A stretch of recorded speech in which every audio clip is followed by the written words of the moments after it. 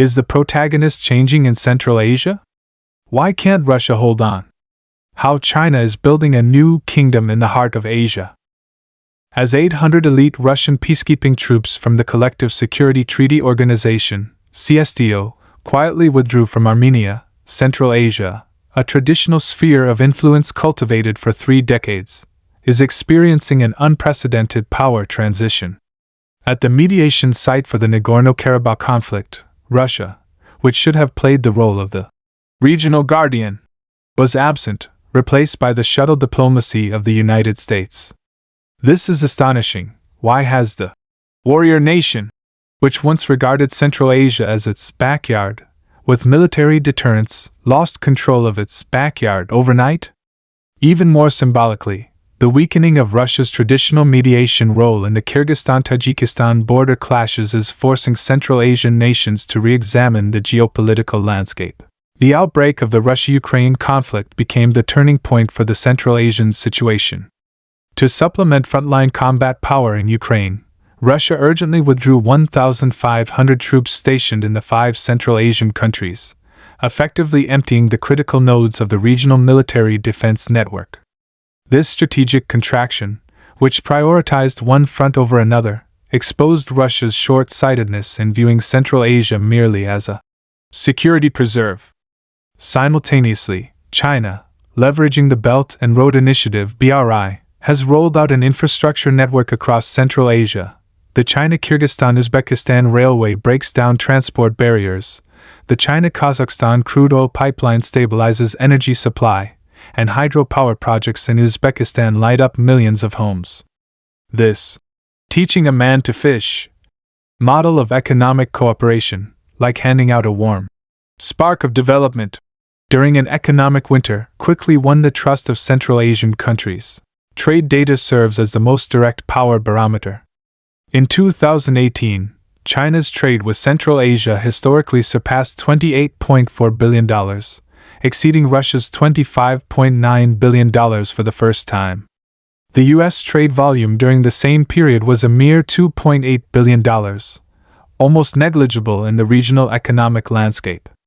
Fast forward to 2025, the installed capacity of the Kostanay Photovoltaic Industrial Park, invested and built by China and Kazakhstan, directly accounts for 9.6% of the country's annual new electricity generation, fundamentally transforming the Central Asian energy structure. Even more noteworthy, the completion of the China-Kyrgyzstan-Uzbekistan Railway has reduced regional trade costs by 40%, a leap in economic efficiency that makes Russia's traditional, resource export-focused cooperation model pale in comparison. Behind this quiet power transition are the deep-seated logic of Russia's declining influence, the wisdom of China's new model of geopolitical cooperation, and the premonition of a new paradigm of global strategic competition. Next, let us layer by layer unpack the multidimensional codes behind this Central Asian shift.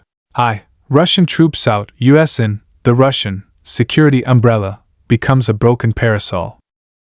Russia's decline in Central Asia is evident from 2 conflicts.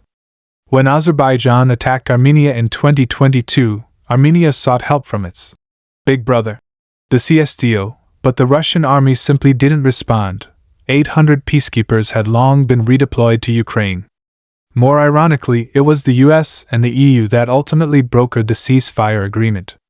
In September of the same year, over 100 people died in the Kyrgyzstan-Tajikistan border clashes. Russia attempted to side with Tajikistan, which prompted Kyrgyzstan to directly cancel joint military exercises, a clear snub. Contrast this with the opportunistic US creating the C5+1 mechanism, upgrading foreign minister-level meetings to head of state level. It looks bustling but lacks substance. U.S. Central Asia trade in 2018 was only $2.8 billion, less than 1/10 of China's. The EU is even more awkward. A trade volume of $42.7 billion seems impressive, but it's almost entirely energy procurement, without a single decent infrastructure project. Commentary: the waning of Russia's influence in Central Asia is fundamentally the inevitable result of a strategic resource imbalance. Since the outbreak of the Russia-Ukraine conflict, Moscow has massively transferred elite forces from its 201st Military Base, originally stationed in Central Asia, to the front line.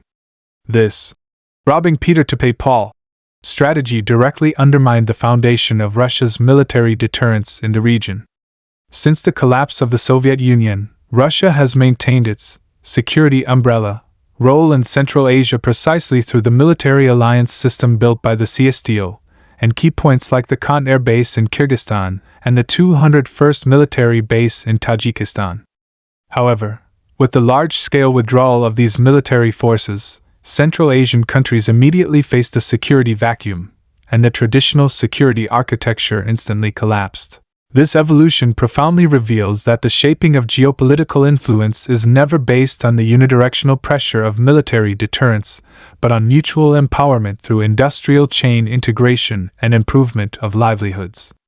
Central Asian countries' active participation in economic cooperation under the Shanghai Cooperation Organization (SCO) framework, and their joint construction of cross-border e-commerce comprehensive pilot zones and new energy industrial parks with China, vividly embody this, weaving a destiny bond through cooperation. When the visible and tangible economic dividends brought by pragmatic cooperation are realized, they are far more persuasive than empty political slogans. 2. Solar power plants over garrison troops. How ruthless is China's new playbook? China's ability to gain a firm footing in Central Asia relies on an economic deep cultivation model that neither Russia nor the West possesses. This model is not a simple capital injection but a deep embedding into local development needs, forming a mutually beneficial cooperation ecosystem. Take Kazakhstan's energy transition strategy as an example. The country plans to achieve carbon neutrality by 2060 and increase its renewable energy share to 90%, but it faces multiple bottlenecks in technology, funding, and construction experience. Chinese enterprises keenly seized this opportunity and quickly responded. The investment by a Chinese photovoltaic enterprise in the Mangisto region is a model case. The 20 megawatts power station project has a total investment of 76 million renminbi, approximate $10.4 million USD, and its entire process, from groundbreaking to grid connection, is deeply integrated into the local society. At its peak, the project provided jobs for over 120 local residents, covering not only construction workers but also technical roles like electrical engineers and construction supervisors. Through a master apprentice model, it cultivated a batch of specialized talents in the new energy sector for the region. Once completed, the power station can reliably generate 25 million kilowatt-hours of electricity annually, enough to meet the annual electricity needs of 12,000 households, greatly alleviating local power supply pressure. Furthermore, the power station reduces 2,500 tons of carbon emissions annually, helping Kazakhstan take a solid step towards green energy transition. This hematopoietic cooperation has generated a powerful demonstration effect.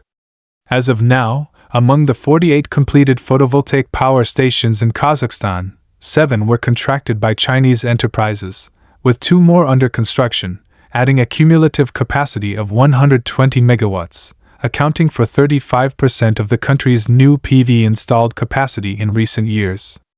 These power stations not only promote the optimization of Kazakhstan's energy structure but also serve as a vivid footnote to the high-quality development of the China-Kazakhstan Belt and Road Cooperation. Now let's look at the West.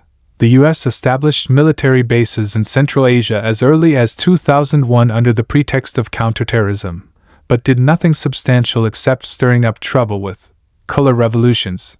After the 2005 Tulip Revolution in Kyrgyzstan, the local populace became extremely wary of the U.S.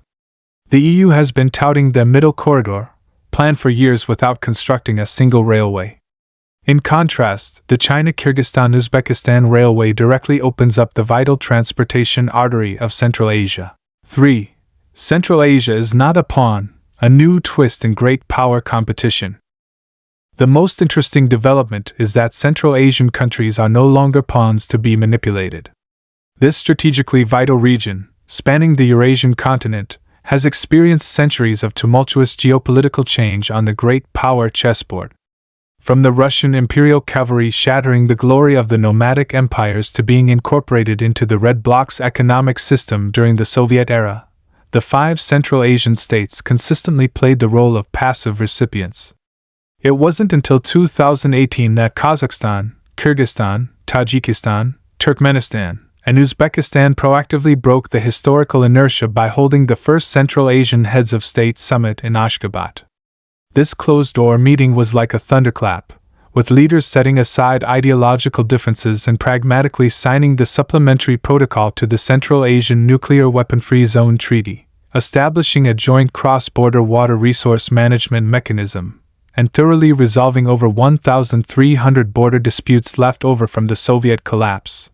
This summit was a milestone in Central Asia's destiny. The following year, interregional trade volumes surged by 19.3% year-on-year, and freight traffic on the Tashkent-Astana Railway hit a historic high. Today, Central Asian nations have creatively constructed the Central Asia 5+ multilateral cooperation framework, showcasing unique diplomatic wisdom on the international stage. To the east, they co-established the China Central Asia Summit mechanism, with the container throughput at the China-Kazakhstan Lianyungan logistics base exceeding 1 million TEUs in 2023. To the west, they actively connect with the EU's Global Gateway initiative, with Uzbekistan building Central Asia's largest solar energy park through EU investment. To the north, they deepen cooperation with Russia's Eurasian Economic Union, with Turkmenistan's natural gas exports to Europe via Russian pipelines seeing stable growth. Commentary: the awakening of Central Asia is the key to changing the dynamics. Previously, great powers treated it as a chessboard, but now the countries themselves are becoming the chess players. China's shrewdness is not about establishing a sphere of influence, but about making the pie bigger. With Central Asia, the BRI offers strategic depth, and Central Asia gains development opportunities, a win-win. Russia's imperial mindset and the West's desire for control are simply out of sync with the times.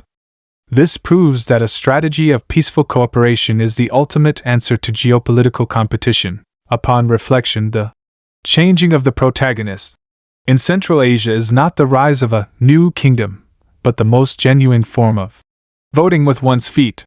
Whoever can bring development and safeguard peace holds the right to speak. China's solar power plants and railway projects possess more power than any garrison troops or empty slogans.